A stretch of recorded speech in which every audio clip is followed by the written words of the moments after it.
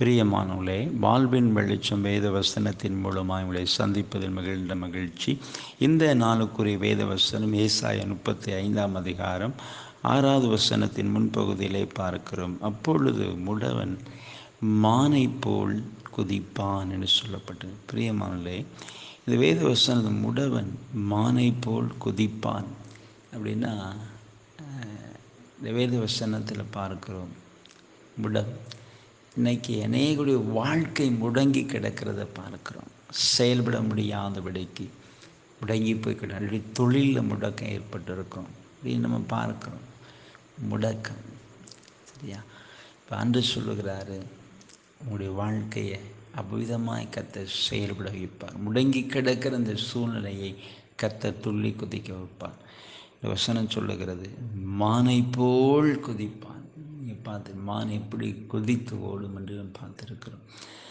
ஆண்டவர் அப்படி செய்ய வல்லவராக இருக்கிறார். இந்த வசனத்தில் பார்க்க, அப்பொழுது ஆண்டவராகிய இயேசு கிறிஸ்து ஒரு மனிதனுடைய வாழ்க்கையில் கடந்து வரும் பொழுது முடங்கி கிடக்கிற அந்த மனுஷனுடைய வாழ்க்கை செயல்பட தொடங்கும்.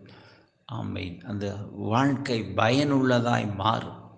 பயனற்ற நிலையில், முடங்கி போயின நிலையில் இருக்கிற ஒரு வாழ்க்கை, ஆமென், செயல்பட தொடங்கும். பயனுள்ள ஒரு வாழ்க்கையாய் மாறும்.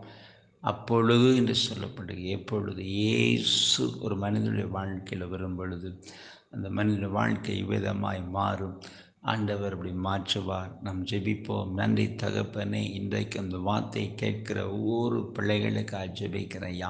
ஆண்டவரே, இந்த வேத வசனத்தின்படி தகப்பனே உம்மை துதிக்கிறேன் ஐயா. முடவன் மானை போல் குதிப்பான் எழுதியிருக்கிறது. ஆண்டவரே, இன்றைக்கு அநேகருடைய வாழ்க்கை முடங்கி கிடக்கிறதப்பா.